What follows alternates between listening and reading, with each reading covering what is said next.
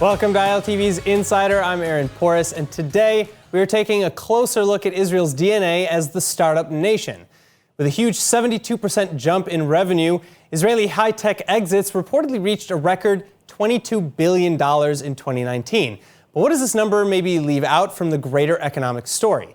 Joining us to discuss is successful Israeli high-tech entrepreneur Yishai Green and Dr. Iris Ginsburg, head of the MBA program in Technology Management, Innovation, and Entrepreneurship at the College School of Tel Aviv University. Thank you both so much for coming in. It's a total pleasure to have you here. All right, now to begin, is Israel really the startup nation? What qualifies that statement in the first place? Now, I'm going to actually start with you, Iris.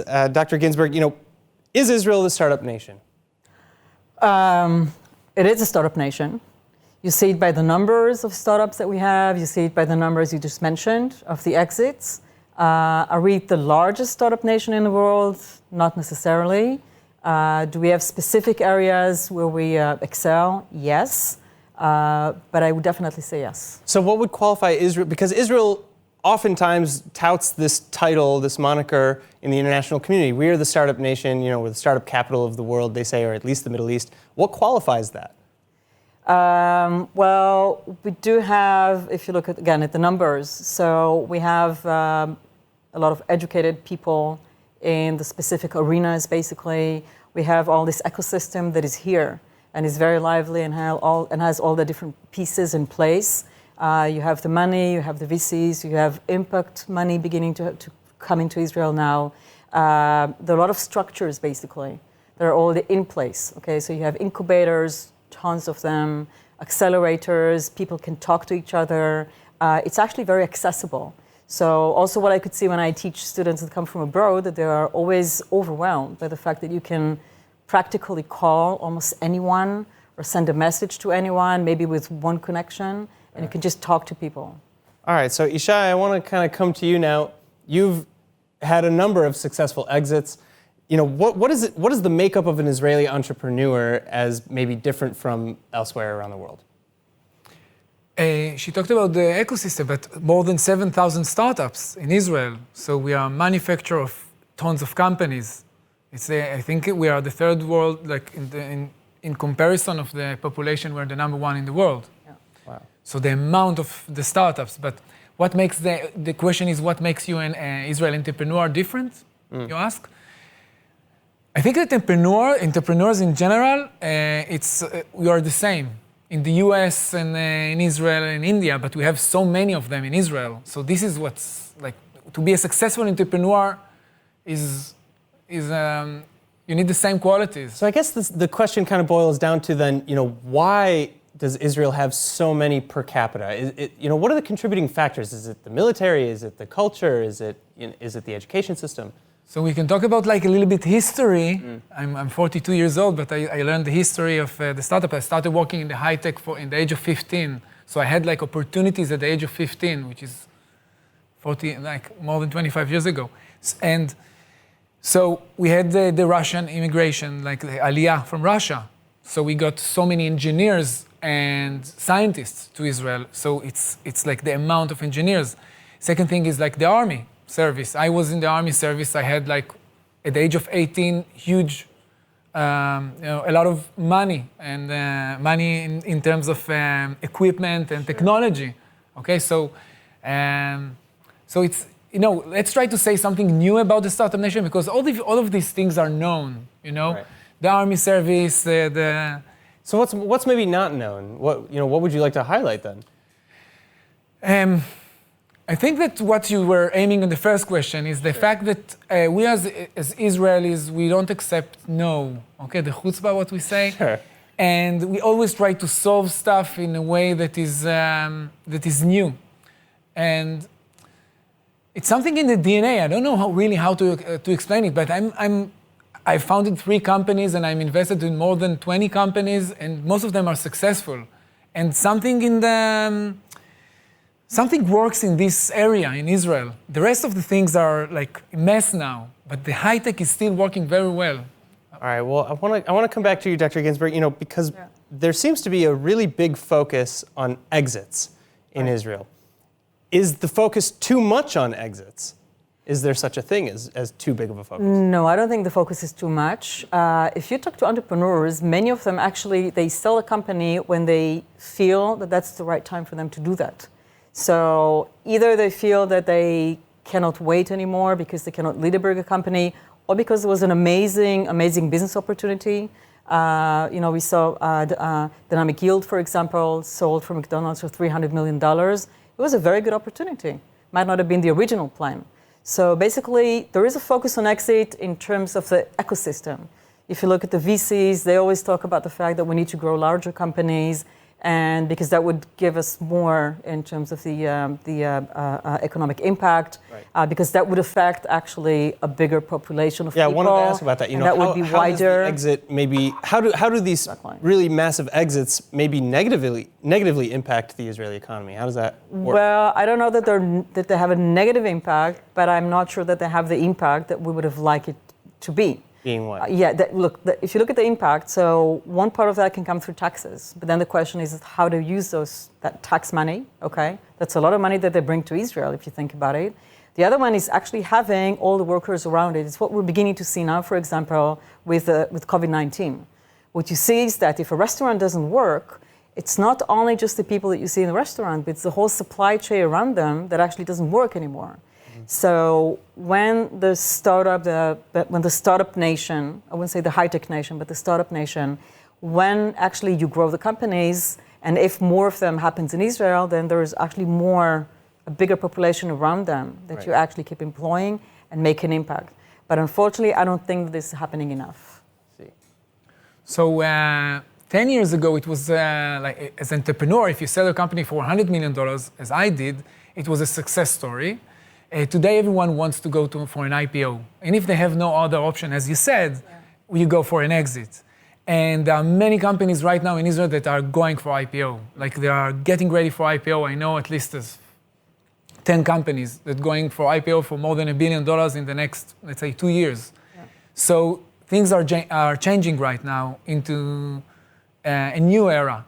From a startup nation maybe to industrial nation, I don't know. Yeah, or maybe into a unicorn nation also. Yes. Because you see larger companies today, and it's all about infrastructure. When you play an infrastructure game, then the company that you create is huge. It has to be huge, otherwise it doesn't have an impact. And then it can actually build on IPOs and not necessarily actually being bought by anyone. And something that changed, like VCs, like huge VCs, it's not a VC, it's called growth funds, like Insight Ventures, and like these big funds that holds billions of dollars, they came to Israel right now. They don't wait for Israelis to go to the US to grab the check. They come here, and like I've seen like a few minutes ago that there is a company that raised $40 million right now, Premier 81, their name, I didn't know them. They raised $40 million, and Insight Ventures invested in them. And they invest only in companies that are going to cross $1 billion, okay? So we've seen more and more of these companies that have the opportunity to cross the unicorn to the IPO. Mm-hmm. All right, so, you mentioned earlier accessibility and how accessible it was for you to enter this field of entrepreneurship and high tech especially. But something we actually have not seen too much in Israel is accessibility to other demographics. For example, there are not very many women in high tech. There are very few Haredim in high tech, very few minorities. What do you think is preventing that influx from joining into the community? Well, a lot of reasons, but I think that it's the culture. One of the things that actually make us to be a startup nation is our culture. Okay, so we don't take no for an answer, we don't wait, we're impatient, we go and call our friends on anything, maybe we can't keep secrets that well, which might be good actually for startups, but there's also something about the culture, okay? It's a very natural thing for people to actually want to be with people who are similar to them, okay? So if you work in a large corporation, maybe you can take some actions towards it, but if you work in a startup, not part of a bigger corporation, you would actually many times tend to look for people who are like you unless you're specifically looking for diversity. So I think that's one of the reasons why it happens. So has that become a barrier then to these demographics? They can't start... I believe it is definitely a barrier. There are a lot of efforts now trying to solve that, like accelerator, specifically for Haredim, Right. or specific educational program for them. But we have scholarships, for example. Okay, so there are a lot of things trying to help, but still, it doesn't really change so much, unfortunately. I have the explanation. Yeah. So the Haredim, they don't go to the army, to these units, okay, that you, at the age of 18 to 21, 25, you learn how to utilize huge technologies and advanced technologies and stuff like this, so they're behind. And also women, there are not many women that going for engineering and then going for the army for engineering. So even is in that my for lack of opportunity in your I opinion? think that my wife claims, she's a theater director and a playwright, and she claims that because it's boring. It's only for men. This is what my wife said. I don't know. I've been working for years in more than 20 companies, but I haven't seen a lot of engineers, women, that chose the career of being an engineer or programmers. They don't choose this profession. I don't know why. Maybe you know why. Yeah, so first of all, my PhD is in physics, okay? So I'm used to being all my life in environments where you're absolutely right, there are very few women. On the one hand, it's kind of cool, okay, because as a woman, you get a lot of attention. On the other hand, it hasn't changed much since even I was a student, okay, and that was like eons ago. You think it's just not interesting to women, as you guys saying? But listen, I can say my program, okay? The name of my program, I'm talking about that, but the name of my program is MBA in Technology, Innovation, and Entrepreneurship. Each one of these words, actually, okay, when you think about the name of the program, if it was just about technology, maybe I would have had more women. Because you add the name entrepreneurship to that, you actually get even less women. So I think a lot of women actually are not necessarily, they don't think What is the mix? they might be able to do that. In my program, it's around 30% women, and we always try to increase that. And for a while, we're really making a lot of efforts, and it doesn't really work. And just to give you one example, every year when we do an open day and explain about the program, a lot of people come and ask me questions after that, like those private questions. So each year, there are at least one or two women that come and ask me quietly if I think they would qualify for the program. And I already know that now to expect, so I start smiling and I say, okay, what did you study? And she studied engineering. And I said, okay, what were your grades? And the grades were great. And I said, okay, where do you work? And she works in an amazing company. And I said, not only you qualify, you'd be the perfect person, but just the fact that every year I get a few women to come and ask me that question, okay? I never get the same question from men, or if I get it, it would be a man with a very different level of achievements. So there's also this self-doubt, and also maybe this thing also for women. It's difficult to be in a place where you're not the majority. It's not that fun to be a minority a lot of times. Yeah. All right, now we're talking about IPOs, we're talking about exits, we're talking about this unicorn, business. But what about in terms of building wealth within Israel? Because at the end of the day, the high-tech world, the high-tech community in Israel really only accounts for about 10, 11, tops 12% of the workforce. Yeah. So, how does that help with the economy if there's a big, massive exit? She talked about it. She said, we have the ecosystem, restaurants and and that it leaves this vacuum. But and the money, it's it boils down to everywhere. I think because it's new. It's money that you bring from outside. It's not money that. Well, I should. It makes the country richer. I know. I think. Well, so how often, in your experience, has a company been bought out maybe by a company overseas, for the United States, just as an example, and then they close their offices in Israel? It doesn't matter. You know why? Because the innovation is so fast today that when you sell a company, this is what one of the questions that they say. You sell the companies too early, and then you sell information or secrets. You sell nothing because it becomes nothing in in a year. So even the first company that has been acquired for $20 million, it hasn't been shut down or anything. It's still running. It's McAfee, is in Israel, and it doesn't matter because I'm still creating startups and their technology is not relevant anymore. Do you understand? Technology runs so fast, so it's fine. Sell the company, continue for your next venture, and now you're more experienced, and now you can build $1 billion company. Interesting. And so do the workers, how many people benefit from that? as you kind of go down the rungs of the ladder? So let's take a company that I'm invested in, Monday. They crossed $3 billion valuation. I invested in this company when it was only $10 million. It was like the fourth startup of this entrepreneur.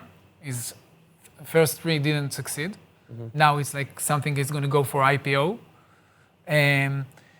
He is now, they have like 15 stories building. Like many people are going to work for this company, and this company can become as big as Salesforce. It can become like $200 billion company. Wow.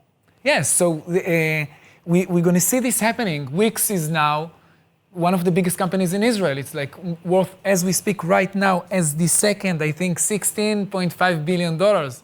I purchased stocks of Wix during the Corona. Sure. Yeah, so this company is growing very fast, and they can grow indefinitely. Almost, the world is huge. Wow, that's incredible. Yes. It's still, I wouldn't go into like politics, okay? But we can talk about like the first Israel, the second, the third, the fourth, the fifth, whatever, okay? But there's still a very big part of our economy that are really almost not connected. So they worked in those specifically, we see it now with the corona, they work in the services industries. They do it with almost no education. There's no career planning. There's almost no future, basically, and quite a few percentiles of our economy are actually there, and they're really not connected to anything. Now, two thoughts basically about what we're seeing now, but I think that one of the reasons why we have this ecosystem, maybe last comparison also. If you look at the demonstrations that are happening now, you see, when the younger people actually joined, you see a different culture happening there, okay? In the protests. Yes, in the protests themselves, okay? You look at it, and there are a lot of artists, actually, maybe because a lot of them don't have jobs today, but there are a lot of artists, for example. So they make a lot of small shows, and they think about it, and it's really very different. In a sense, if you think about it, it reminds me something of the culture of Burning Man and Midburn. And actually, I want to compare these two, okay? Because I've never been to Burning Man. I just heard about it when I was too old. But in Midburn, I actually went there with my two small kids. And they're very different. You know why? Because in Israel, everybody knows everybody. So you can't really do stuff. You can't really go crazy because I go there. I meet my students there, okay? So come on, what can I do, So I think it's also part of why we have this ecosystem here, because it's so small. And also there's a sense of responsibility towards one another. And I think in that sense, maybe it's gone weaker during the last decades, okay? But I think there's still a chance of actually bringing that back. And I think today might be an interesting time to do that, maybe with a huge crisis of corona, with a huge economic crisis around it. And I think if we were able to do that, then I think we can also maybe make a big change in the way we make startups and in the way we do things. All right, now speaking of coronavirus, because you've both actually touched on that a little bit. Oh, yeah.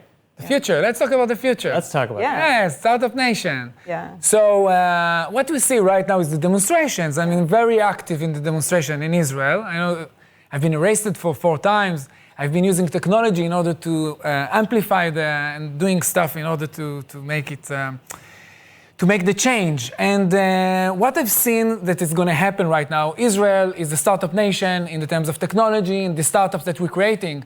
But the government is not a startup nation. The government is very old, it's big, it's corrupted. And one thing is going to change in the next few years, the government itself is going to become the startup nation. And the reason is COVID-19. Many people like me from the high tech are now getting involved in politics, not in a way that I'm going to become a politician. No, I'm an entrepreneur and I'm staying an entrepreneur. But what we are going to do, we're going to bring the startup nation thinking and the startup nation technology to the government, if they choose it or not, okay? And this is going to happen. And look at my eyes right now. This thing is going to happen. I'm on it. So in what way, do you hope to influence the political world? So the political world must stop talking about left-wing and right-wing. This is not interesting. It's talking about pragmatic things, about solving problems. And this is possible. And it's going to change. And one of the things that I've seen on the way here is like they try to explain like the startup nation. I've been studying it like on the way on the taxi to this place. And they talked about the boom away, you know, when they had to go to Jerusalem during like, I don't know, when was it? Like before the country was founded. So our enemies, they blocked the road to Jerusalem. So they created the Buma way, like it's a way on the side and with a special technology that had been created like, I don't know, 70 years ago. A new way. So the idea is to create a new way to change the concept of how the government is working and starting to be efficient and to bring the concepts of the startup nation to this government. And it's going to happen. Mm-hmm. That's it. I totally with him. And I want to add to that 2 points. I look at my students, like, you know, they're getting younger. I mean, no, they're like the same age. I'm getting older. And you see a huge change in their approach in the last years. They want to make an impact. And the impact is not necessarily money at all. It might be a tool for doing things, but they want to make an impact. They want to make the world a better place. And they really mean that. Most of them care about other people. They care about other parts of the country. So you see that, and that's a growing trend on the one hand. On the other hand, you see slightly younger people like, you know, like early 20s or even in high school. They feel a bit lost. Why? Because their future was unclear even before the current crisis. They didn't know what they need to study. They didn't know what kind of jobs they're going to have. And it's actually even worse. And I think that what becomes clear now, that if you want to make an impact, actually you should look at the government and public service. Okay, if you look at countries like India, okay, so in India, to be a public servant, there was always a huge respect to you, okay? In England, also the same, okay? It was, you know, like you're in public service. Big deal to be an MP. Yeah, exactly, okay? And in Israel, basically, it was always one of the things that no one wanted to do. Then some people started to talk about them. I don't know exactly where to put you, but like the older people talked about that, okay? And now what you're beginning to see is that people who are like 20-something, they begin to feel that they can do something about it. And it's not just in Israel, I think it's global. Maybe that, and you see it all over the world. You see it all over the world. Like everybody talks about the fact that, you know, less people go to vote. And it's in all the countries, basically. Sure. Younger people feel they're completely not in the game. They don't want to play the game. That's not necessary. And they want to change that. And I think now there might be actually energy towards making that change and starting doing innovation for the public sector. Yes. Yeah. Well, I hate to end the conversation here, I really do, but unfortunately that is all the time that we have today. Thank you again, Dr. Ginsberg and Ishai Green, for coming in. And of course, thank you at home for tuning in. And remember that for more news on Insider and for more in-depth analysis on everything Israel, make sure to tune in next week. Also, if there is a topic that you want us to cover next, please let us know in the comment sections online. And finally, remember that for more news from Israel, follow ILTV on Facebook, like us on Instagram, and subscribe to our YouTube and Roku TV channels. I'm Aaron Porras. Thank you so much for watching.